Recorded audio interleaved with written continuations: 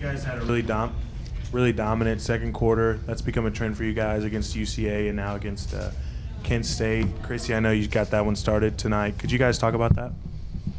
Honestly, we just preached pace and playing our game, like not letting them disrupt what we have going on and what we've been practicing since we all stepped on campus this summer. And so I think that really showed in the second quarter and then throughout the game. Pick them apart one by one. It's a marathon, not a sprint. So. We just wanted to capitalize on how our first quarter went. We pride on winning every quarter, and so I feel like going into the second quarter, we kind of knew our pace was kind of getting to them, but we just needed to keep on going in order to get that effect later on in the game in the third and fourth quarters. So as a team, y'all had 19 assists tonight, which just what do you think about the way y'all been sharing the ball?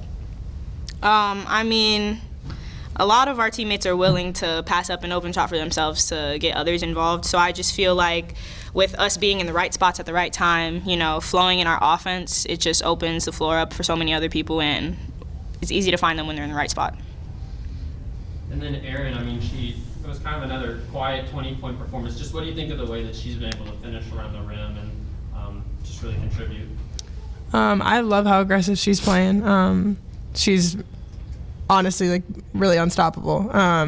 She's playing super just tough around the paint, getting offensive rebounds, and it's something where it's like you look up, she gets a couple layups and you look up and she has 20 plus points. And so I'm proud of the way that she's playing, and I wanted to keep it going. Okay. It's always been in Erin. Last year, others were involved more than her, but that's just because of how our system was. And I feel like our system, it's the same this year, but it kind of differs in ways. So I just feel like it opens it up a lot more for her, and she's just finally being able to show people what she's capable of. I was going to ask you, coming off a slow start, what would feel like get that first shot in and really get you going on the offensive side of the ball for today's game? Honestly, I would just say having coaches and teammates that believe in me. I was starting to kind of get down on myself, and to have people like Sam, like Mac, to continue to throw me the ball and continue to trust that I'm going to be able to make the shot. That was my biggest worry, is I was having conversations with Nabes like, I'm mad because they're throwing it to me and I can't reward them for them finding me. But honestly, they've been doing a great job of keeping my head up, keeping me in the game, and just listening to my point guards and keeping it flowing. And Sam, I'd asked the coach this about the late start to the off season, and do you think that's really helped y'all with the conditioning? Fourth quarter, you're still diving after loose balls. What do you think that has an effect on you as players of that 2-week start of the season?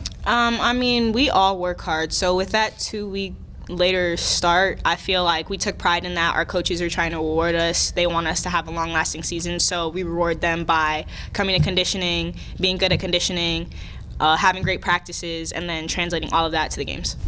And last thing for both of y'all is just the plus minus that y'all been able to put up this year, and having so many with over 20 on plus minus. What has that meant on both sides of the ball, defensive and offensive side, starting off this year? I think it just goes back to effort. Honestly, Riley does a really good job of getting those little hustle plays. Michaela, Sam, everybody does a good job in their own unique way of being able to get those hustle plays, which also then transitions into easier offense. And so being able to capitalize on that is important, and I feel like we've been doing a good job of that. We're a lot longer defensively this year, and sometimes we have lineups where we have me or Mac, smallest person on the court, and 6 foot the rest of the 4 people. So I just feel like with us being longer, we're playing bigger, and with that playing bigger, we're disrupting a lot more of our opponents than we did last year. Thank you. The good news is I think you led the country in free throws earned, but the bad news, you were shooting 56%. Tonight it was a little bit better. You two, I think, were both good. What's Coach Neighbors done to help improve that? Honestly, I just feel like he keeps telling us things, but it's all on us. He can keep saying as much as he wants to, but at the end of the day, we're the people in the game shooting the free throws. So it all just comes down to us focusing and us getting out of our heads when we miss one free throw in the first quarter, not letting it affect us shooting free throws in the fourth quarter. Yeah, I think the same thing. She did a good job of touching on that. I think just being able to mentally snap out of hey, I missed one free throw, but I still got to shoot another one. Or, hey, I may have missed 1 for 2 the last 3 times I went to the line, but, hey, I got to knock down 2 whenever it's most important. It's all mental. We wouldn't be on this team if all of us weren't capable of shooting the basketball at a high level. So it's all within us. We just got to believe in ourselves and stay confident.